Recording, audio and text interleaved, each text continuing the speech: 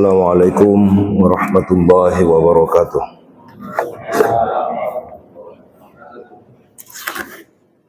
Alhamdulillahi rabbil alamin. Alhamdulillahilladzi arsala rasulahu bil huda wa dinil haqq liyudhhirahu 'ala ad-dini kullih.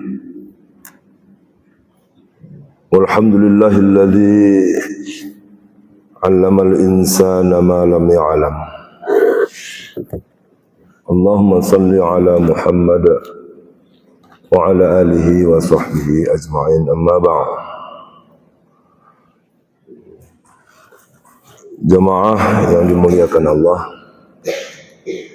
alhamdulillah kita bersyukur kepada Allah Subhanahu wa taala di mana pada pagi yang penuh berkah ini kita dipertemukan dalam suasana subuh. Waktu subuh ini waktu yang salah satu waktu yang paling diberkahi di sisi Allah Subhanahu wa taala. Salawat beriring salam kepada junjungan kita Nabi besar Muhammad sallallahu alaihi wasallam sebagai uswatun hasanah, baik dalam kehidupan sehari-hari maupun dalam persoalan ibadah dan muamalah. Bapak, ibu-ibu, jamaah salat subuh yang dirahmati Allah, sebelum saya menyampaikan tausiah, saya mohon izin dulu kepada para alim ulama, guru-guru kita, Bapak Ibu, saudara-saudara,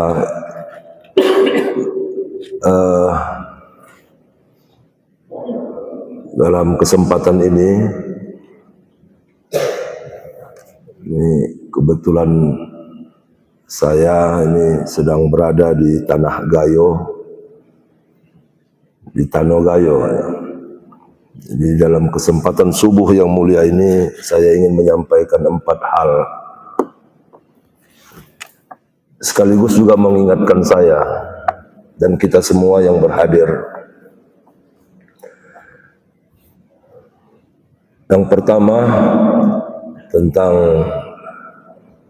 membiasakan sholat subuh berjamaah. Yang kedua, mencintai ilmu pengetahuan. Dan yang ketiga, keutamaan sedekah, apalagi sedekah di waktu subuh. Yang terakhir nanti, bagaimana pandangan Islam tentang menjaga alam, menjaga Tanah Gayo ini. Kita mulai satu persatu. Yang pertama tentang keutamaan sholat subuh berjamaah. Bapak Ibu, tidak semua orang dipanggil Allah datang ke masjid waktu subuh. Itu enggak semua, Pak. Waktu subuh dipanggil Allah ke masjid, enggak semua. Ini yang hadir di masjid waktu subuh, ini adalah orang-orang yang dipanggil oleh Allah sekaligus dimuliakan Allah Subhanahu wa taala. Amin ya Allah.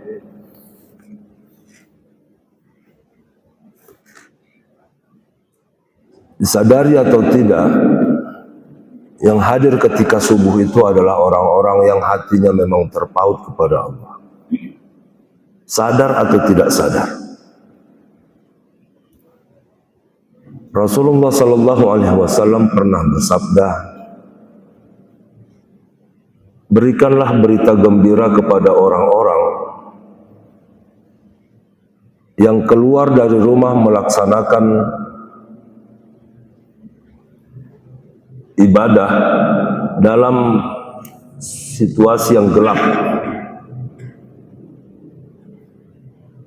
Lalu sahabat bertanya, ibadah apa? Rasul mengatakan, sholat subuh berjamaah.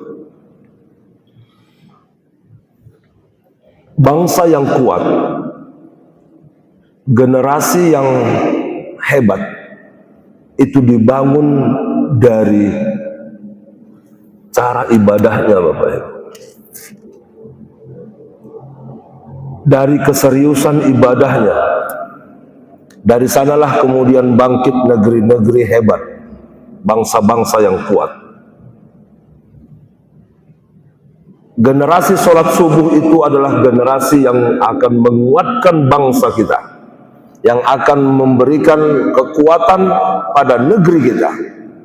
Jadi kalau Takengon ini, Aceh Tengah ini, Tanogayo ini mau kuat, ajaklah anak-anak kita, keluarga kita, biasakan untuk sholat subuh berjamaah. Yang kedua, mencintai ilmu pengetahuan.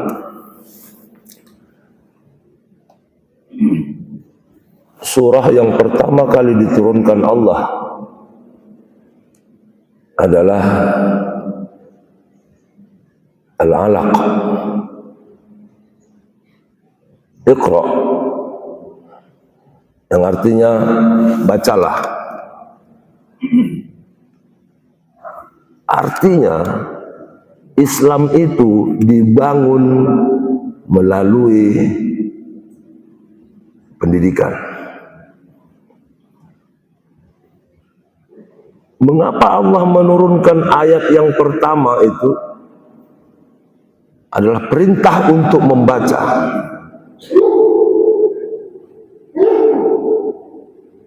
Karena Islam itu dibangun dengan ilmu pengetahuan. Bapak Ibu, jangan lelah menyekolahkan anak-anak kita.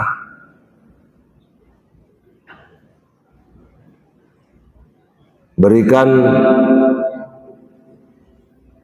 kepada mereka contoh teladan. Karena pendidikan itu adalah investasi dunia dan akhirat. Wariskan pendidikan untuk mereka. Jangan hanya wariskan kebun dan harta. Bukan tidak boleh mewariskan kebun kopi, saya nggak bilang begitu. Tapi jangan hanya mewariskan kebun dan harta untuk anak-anak kita. Ada warisan yang lebih utama, yaitu ilmu pengetahuan dan akhlakul karimah.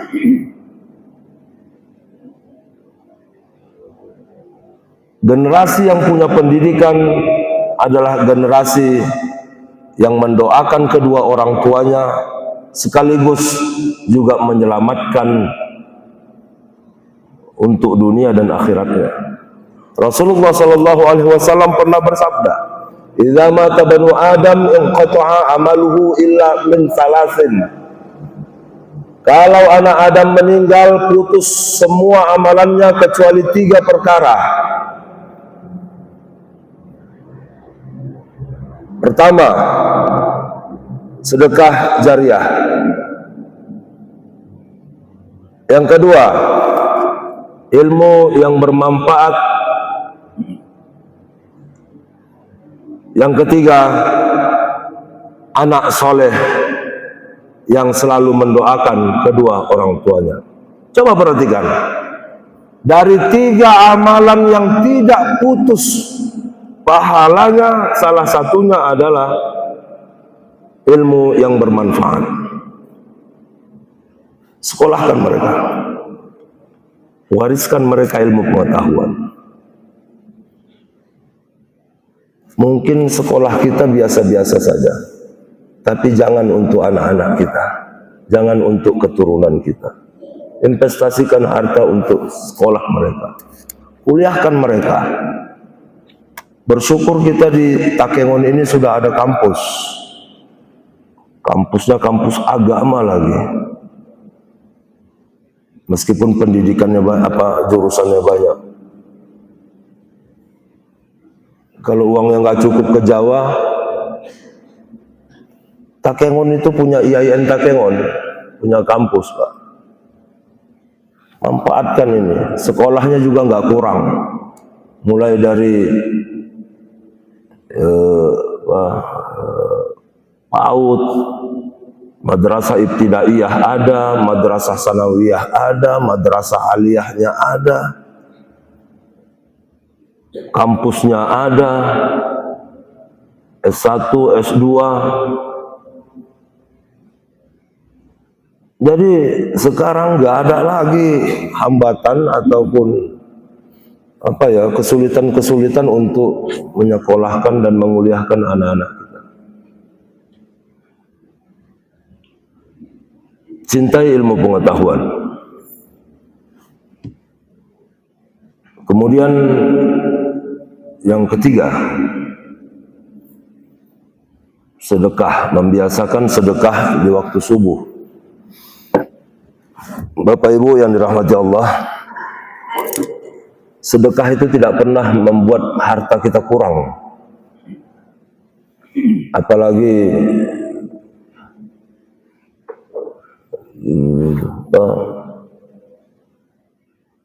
mengurangi harta kita, enggak. Justru dengan sedekah itulah Bapak Ibu, pintu rezekinya terbuka.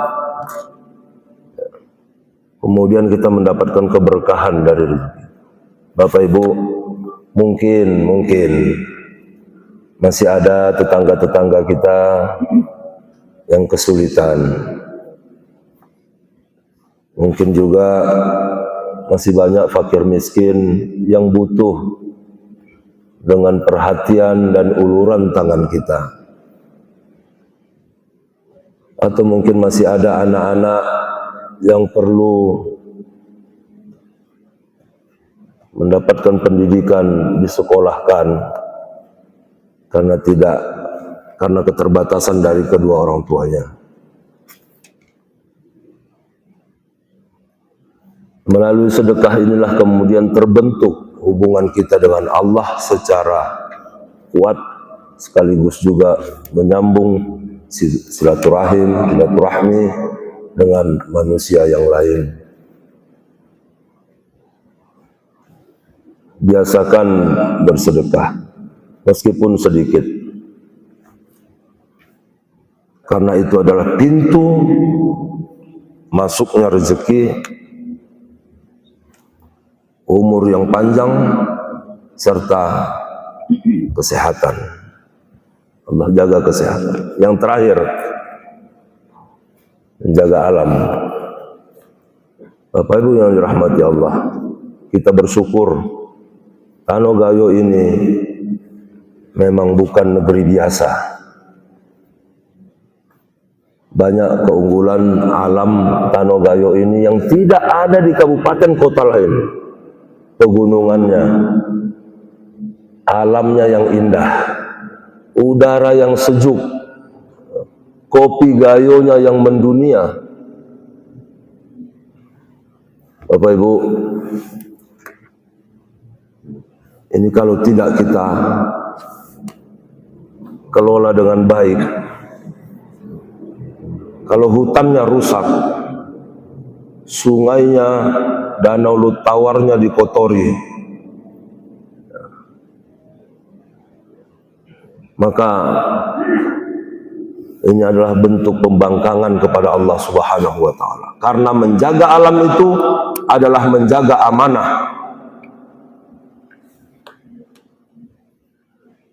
Salah satu amanah kepada orang Gayo itu adalah Danau Lutawar itu, Pak. Itu amanah.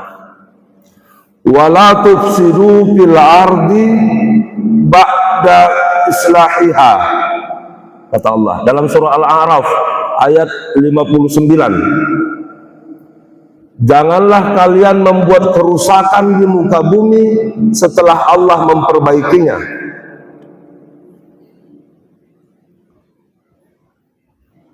Maka danau Tawar itu harus terus dijaga, dirawat, dan diwariskan untuk anak cucu kita. Hutannya dijaga, sungainya juga dijaga. Mari kita ajak anak-anak kita, generasi muda kita, untuk menjaga aset Tanoh Gayo ini. Jangan buang sampah sembarangan, jangan tebang hutan sembarangan, jangan kotori.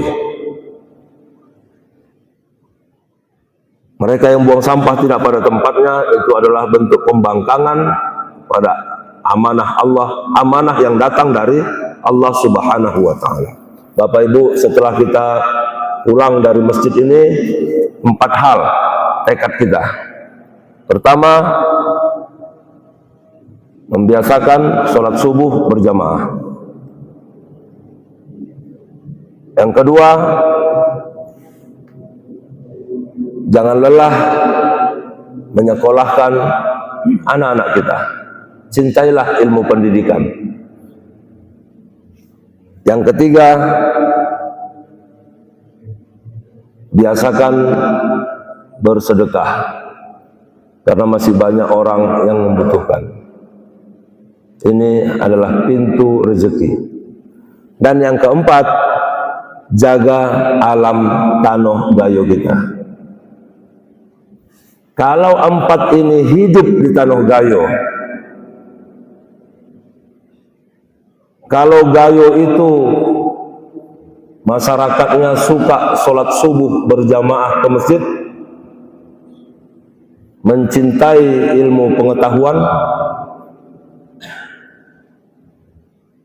membiasakan sedekah di waktu subuh, dan menjaga, merawat alam Tanoh Gayo ini, insya Allah Gayo ini akan menjadi negeri yang baldatun thayyibatun wa rabbun ghafur. Amin ya rabbal alamin. Terima kasih atas perhatian, mohon maaf atas segala kesilapan, kekhilafan. Wallahul muwaffiq ila aqwamit thoriq. Assalamualaikum warahmatullahi wabarakatuh.